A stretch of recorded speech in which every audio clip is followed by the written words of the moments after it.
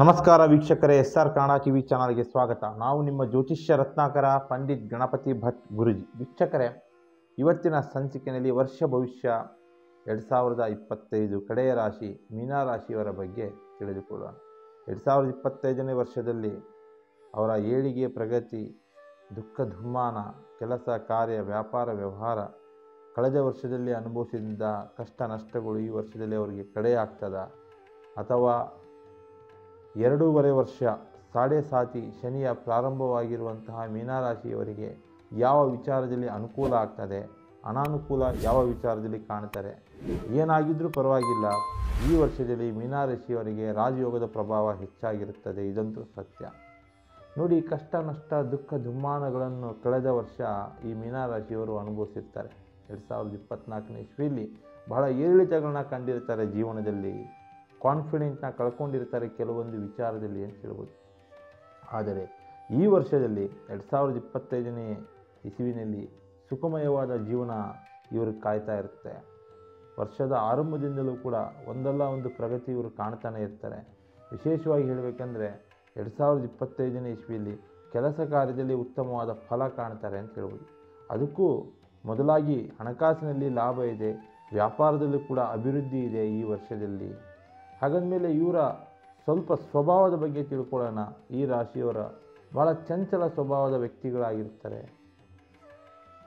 ಚಂಚಲ ಅಂತ ಮನಸ್ಸಲ್ಲಿ ದ್ವಂದ್ವ ನಿರ್ಣಯಗಳನ್ನ, ಸಡನ್ಲಿ ಒಂದು ನಿರ್ಣಯ ತಗೊಳ್ಳೋದಿಲ್ಲ, ಎರಡೆರಡು ನಿರ್ಣಯಗಳನ್ನ ತಗೊಂಡು ಮನಸ್ಸನ್ನ ಸ್ವಲ್ಪ ತೊಳಲಾಟಕ್ಕೆ ತಗೊಂಡೋಗಿ ಚಂಚಲ ಸ್ವಭಾವದಿಂದ ಒತ್ತಡದ ಪರಿಸ್ಥಿತಿಗೆ ಸಿಲುಕುವಂತಹ ವ್ಯಕ್ತಿಗಳು ಮೀನರಾಶಿಯವರಾಗಿರ್ತಾರೆ. ಯಾವುದೇ ವಿಚಾರದಲ್ಲೂ ಕೂಡ ದ್ವಂದ್ವ ಮನಸ್ಥಿತಿ ಇವ್ರದ್ದಿರ್ತದೆ. ದೃಢವಾದ ಮನಸ್ಸು ಇವ್ರಿಗಿರುವುದಿಲ್ಲ. ಸ್ವಲ್ಪ ಕಾನ್ಫಿಡೆಂಟ್ ಕಡಿಮೆ ಅಂತ ಹೇಳ್ಬೋದು ನಿರ್ಧಾರ ತಗೊಳ್ಳೋದ್ರಲ್ಲಿ. ಮತ್ತು ಈ ವ್ಯಕ್ತಿಗಳು ಈ ನಿರ್ಧಾರ ತಗೋಬೇಕಾದ್ರೂ ಕೂಡ ಇನ್ನೊಬ್ಬರ ಮೇಲೆ ಡಿಪೆಂಡೆಂಟ್ ಆಗಿಬಿಡ್ತಾರೆ. ಬೇರೆಯವ್ರ ನಿರ್ಧಾರಕ್ಕೆ ಬದ್ಧವಾಗ್ತಾರೆ, ಇವರ ನಿರ್ಧಾರಕ್ಕೆ ಇವರು ಬದ್ಧವಾಗೋದು ಕಷ್ಟ.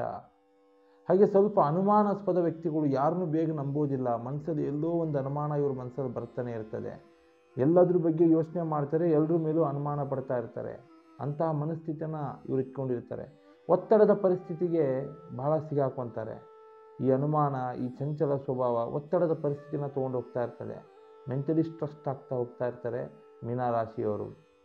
ಮತ್ತು ಇವ್ರಿಗಿರುವಂಥ ಒಂದು ಹಠ ಅಂದರೆ ಹಿಡಿದಂತಹ ಕೆಲಸ ಕಾರ್ಯಗಳನ್ನು ಮಾಡಿ ಮುಗಿಸ್ತಾರೆ. ಇವರು ಮನಸ್ಸು ಮಾಡಿದ್ರೆ ಮನಸ್ಸಿಗೆ ಬರಬೇಕು.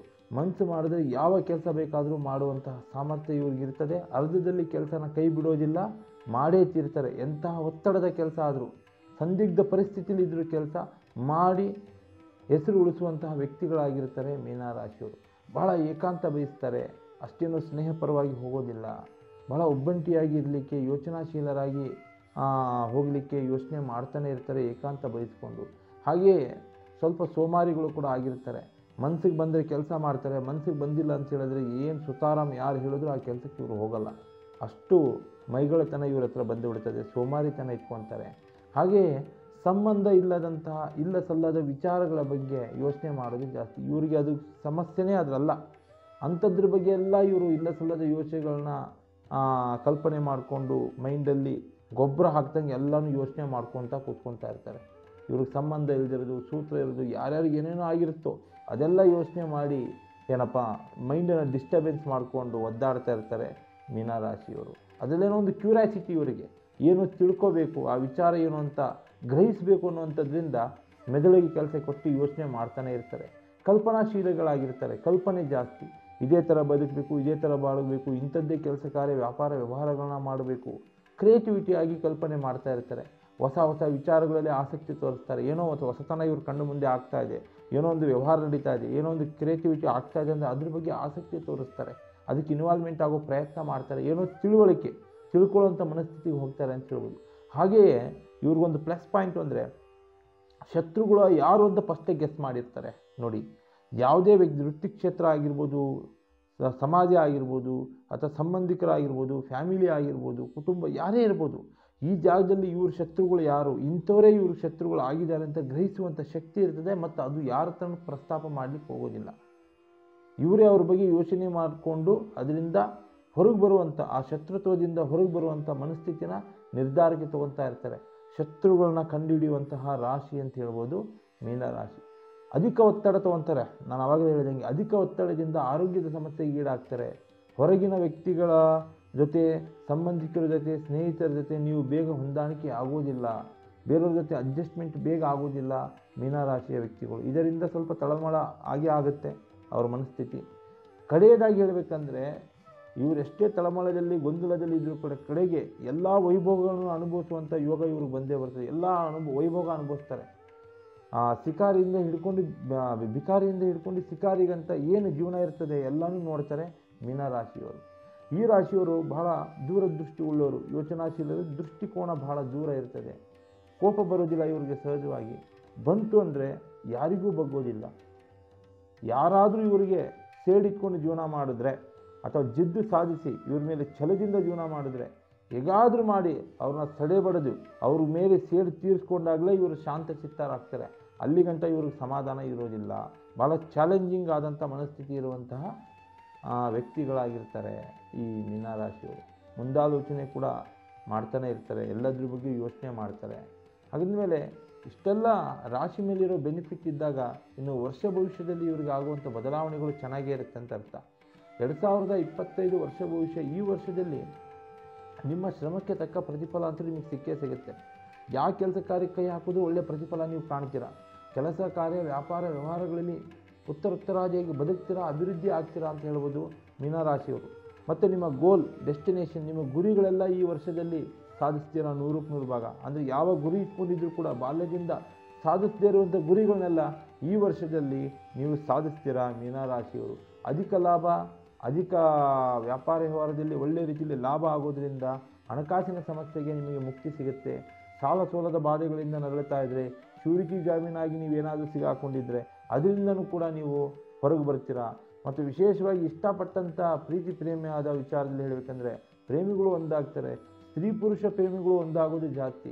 ನಿಮ್ಮ ಮನಸ್ಸಲ್ಲಿರುವಂಥ ಆಸೆ ಏನು ಈ ವರ್ಷದಲ್ಲಿ ಹೇಳ್ಕೊತೀರಾ, ಇದರಲ್ಲಿ ನಿಮಗೆ ಗೆಲುವು ಸಿಗುತ್ತೆ. ನೀವು ನಂಬಿದಂಥ ಸ್ತ್ರೀ ಅಥವಾ ಪುರುಷ ನಿಮ್ಮಂತೆ ಆಗ್ತಾರೆ. ಆ ಯೋಗ ಜಾತಕಧಾರಿತವಾಗಿ ಈ ವರ್ಷದಲ್ಲಿ ನಿಮಗೆ ಇದೆ. ಅದು ನಿಮ್ಮ ಒಳ್ಳೆತನಕ್ಕಿದ್ದರೆ. ಹಾಗೂ ಇಷ್ಟಪಟ್ಟಂತಹ ವಿಚಾರದಲ್ಲಿ ನೀವು ಸಕ್ಸಸ್ ಆದರೂ ಕೂಡ ನೋಡಿ, ಪಾರ್ಟ್ನರ್ಶಿಪ್ ವ್ಯಾಪಾರ ವ್ಯವಹಾರಗಳನ್ನು ನೀವು ಮಾಡೋಕ್ಕೆ ಹೋಗಬೇಡಿ. ಯಾಕಂದರೆ ಒಬ್ಬರೇ ಹೂಡಿಕೆ ಮಾಡಿದರೆ ನಿಮಗೆ ವ್ಯಾಪಾರ ವ್ಯವಹಾರದಲ್ಲಿ ಅಧಿಕ ಲಾಭ ಬರ್ತದೆ, ಒಳ್ಳೆ ರೀತಿಯಲ್ಲಿ ಸಂಪಾದನೆ ಮಾಡ್ಕೊತೀರಾ. ಆದರೆ ಪಾರ್ಟ್ನರ್ಶಿಪ್ನಲ್ಲಿ ವ್ಯಾಪಾರ ಮಾಡಿದ್ರೆ ಸ್ವಲ್ಪ ನಷ್ಟದ ಬಾಧೆ, ಅವರ ದರಿದ್ರ ಯೋಗಕ್ಕೂ ನಿಮಗೆ ನಷ್ಟ ಬರುವಂಥ ಲಕ್ಷಣಗಳಿರ್ತದೆ. ಇದರಿಂದ ಸ್ವಲ್ಪ ಎಚ್ಚರಿಕೆಯಿಂದ ಇರಬೇಕು ಮೀನರಾಶಿಯವರು. ಹಾಗೂ 2025ನೇ ಇಸ್ವಿಯಲ್ಲಿ ಪ್ರಯಾಣ ಜಾಸ್ತಿ, ಅಂದರೆ ಹೆಚ್ಚಿಗೆ ಓಡಾಡ್ತೀರಾ. ಕೆಲಸ ಕಾರ್ಯ ನಿಮಿತ್ತ ಹೊರ ರಾಜ್ಯಕ್ಕೆ ಹೋಗುವಂಥದ್ದು, ಹೊರ ದೇಶಕ್ಕೆ ಹೋಗುವಂಥದ್ದು, ಇಂತಹ ಲಕ್ಷಣಗಳು ಕೂಡ ನಿಮಗೆ ಕಂಡು ಬರ್ತದೆ. ಇದರಿಂದ ಸ್ವಲ್ಪ ಆರೋಗ್ಯದ ಮೇಲೆ ಜಾಗೃತಿ ಇರಿ. ಸ್ವಲ್ಪ ಆರೋಗ್ಯದ ಬಾಧೆಗಳು ಕ್ಷೀಣಿಸುತ್ತೆ, ಆರೋಗ್ಯದ ಏರುಪೇರುಗಳಾಗ್ತದೆ ಈ ವರ್ಷದಲ್ಲಿ. ಯಾಕಂದರೆ ಓಡಾಟ, ಅಧಿಕ ಲಾಭ, ಟ್ರಸ್ಟ್ ಅಂತೀರ, ಯೋಚನಾಶೀಲತೆ ಹೆಚ್ಚಿಗೆ ಇರೋದ್ರಿಂದ ಆರೋಗ್ಯನ ಕಾಪಾಡ್ಕೊಳ್ಳೋದು ಒಳ್ಳೆಯದು. ಮತ್ತು ಈ ಆರೋಗ್ಯದ ಬಾಧೆಯಿಂದನೂ ಕೂಡ ಅಧಿಕ ಖರ್ಚು ವೆಚ್ಚಗಳಾಗ್ತದೆ. ಇದ್ರ ಬಗ್ಗೆಯೂ ಸ್ವಲ್ಪ ಕೈ ಹಿಡಿತದಲ್ಲಿ ಇಟ್ಕೊಂಡಿರಿ. ಆದಷ್ಟು ಧ್ಯಾನಮಗ್ಧರಾಗಿ ಯೋಚನೆಗಳನ್ನ ಕಡಿಮೆ ಮಾಡಿ, ದೈವ ದೇವಸ್ಥಾನಗಳ ದರ್ಶನ ಮಾಡಿ ಮನಸ್ಸನ್ನು ಪ್ರಶಾಂತಿಗೊಳಿಸ್ಕೊಳ್ಳೋ ಪ್ರಯತ್ನವನ್ನು ನೀವು ಮಾಡಬೇಕಾಗ್ತದೆ ಮೀನರಾಶಿಯವರು. ದಿನ ಕಳೆದಂತೆ ಇನ್ನೊಂದು ಪ್ಲಸ್ ಪಾಯಿಂಟು, ನೀವೇನಾದರೂ ಹೆಸರು ಮಾಡಬೇಕು ಅಂದರೆ ರಾಜಕೀಯ ಕ್ಷೇತ್ರ, ಸಿನಿಮಾ ಕ್ಷೇತ್ರ ಅಥವಾ ಸಾಮಾಜಿಕ ಕ್ಷೇತ್ರದಲ್ಲಿ ಹೆಸರು ಮಾಡಬೇಕು ಅಂದರೆ ಈ ವರ್ಷದಲ್ಲಿ ಒಳ್ಳೆಯ ಹೆಸರು ಬರುತ್ತೆ ನಿಮಗೆ. ಜನನಾಯಕರಾಗಿ ಬೆಳಿತೀರಾ, ಖ್ಯಾತಿ ಪ್ರಖ್ಯಾತಿ ಗಳಿಸ್ತೀರಾ ಈ ವರ್ಷದಲ್ಲಿ ನೀವು. ಮತ್ತು ಈ ಸರ್ಕಾರಿ ಕಾರ್ಯಗಳನ್ನ ಸಿಗಬೇಕು ಅಂತ ಪ್ರಯತ್ನ ಪಡ್ತಾ ಇದ್ದರೆ, ಗೌರ್ಮೆಂಟ್ ಜಾಬು 100% ನಿಮ್ಮ ಪ್ರಯತ್ನಕ್ಕೆ ಒಳ್ಳೆಯ ಪ್ರತಿಫಲ, ಸರ್ಕಾರಿ ಮತ್ತು ಸರ್ಕಾರಿಯೇತರ ಕೆಲಸ ಕಾರ್ಯಗಳು ನಿಮಗೆ ಒದಗಿ ಬರುತ್ತೆ ಈ ವರ್ಷದಲ್ಲಿ. ಮತ್ತು ಕೋರ್ಟ್ ಕಚೇರಿ ವ್ಯಾಜ್ಯಗಳಿದ್ದರೆ ವರ್ಷಾನುಗಟ್ಟಲೆಯಿಂದ ನರಳುತ್ತಾ ಇದ್ದರೆ ಅದರಲ್ಲೂ ನೀವು ಗೆಲುವು ಕಾಣ್ತೀರಾ. ಎಲ್ಲ ಕೋರ್ಟ್ ಕಚೇರಿ ವ್ಯಾಜ್ಯಗಳು ರಾಜಿ ಸಂಧಾನದ ಮುಖಾಂತರ ಅದು ನಿಮಗೆ ಬಗೆಹರಿಯುತ್ತೆ. ಹೆಚ್ಚಿಗೆ ಹೇಳಪ್ಪ ಅಂದರೆ ಮಾನಸಿಕ ಒತ್ತಡ ಮಾತ್ರ ಕಾಡ್ತಾ ಇರುತ್ತೆ. ಇದ್ರ ಬಗ್ಗೆ ಸ್ವಲ್ಪ ಎಚ್ಚೆತ್ತುಕೊಂಡು ಇರಬೇಕಾಗ್ತದೆ. ಮನಸ್ಸನ್ನ ಸದೃಢ ಮಾಡ್ಕೊಳ್ಳಿ. ಯಾಕಂದರೆ ಚಂಚಲ ಸ್ವಭಾವದಿಂದ ನಿಮ್ಮ ಮನಸ್ಸು ವಿಚಲಿತ ಆಗ್ತಾ ಇರ್ತದೆ. ಇದರಿಂದ ಆರೋಗ್ಯದ ಸಮಸ್ಯೆಗಳನ್ನ ಕಾಣಬೇಕಾಗ್ತದೆ. ಆರೋಗ್ಯದ ಬಾಧೆ ಹೆಚ್ಚಿಗೆನೇ ಇದೆ. ಆದಷ್ಟು ಜಾಗೃತಿಯಿಂದಿರಿ ಮೀನರಾಶಿಯವರು ಈ ವರ್ಷದಲ್ಲಿ. ಹಾಗೂ SR ಕನ್ನಡ TV ಚಾನಲನ್ನು ಸಬ್ಸ್ಕ್ರೈಬ್ ಮಾಡ್ಕೊಳ್ಳಿ. ಒಳ್ಳೊಳ್ಳೆ ವೀಡಿಯೋಸ್ಗಳನ್ನ ಬಿಡ್ತಾ ಇರ್ತೀವಿ. ರಾಶಿ ನಕ್ಷತ್ರಗಳ ಬಗ್ಗೆ, ತಂತ್ರ ಮಂತ್ರಗಳ ಬಗ್ಗೆ ವಿಶೇಷ ಪರಿಹಾರ ಇರ್ತದೆ. ಸ್ಕ್ರೀನ್ ಮೇಲೆ ನಂಬರ್ ಹೋಗ್ತಾ ಇರ್ತದೆ. ಕಾಲ್ ಮಾಡಿ, ಚರ್ಚೆ ಮಾಡಿ, ವಿಮರ್ಶೆ ಮಾಡಿ ನಿಮಗೆ ಪರಿಹಾರ ಕೊಡ್ತೀವಿ. ನಮಸ್ಕಾರ ವೀಕ್ಷಕರೇ. ಸರ್ವೇ ಜನೋ ಸುಖಿನೋ ಭವಂತು.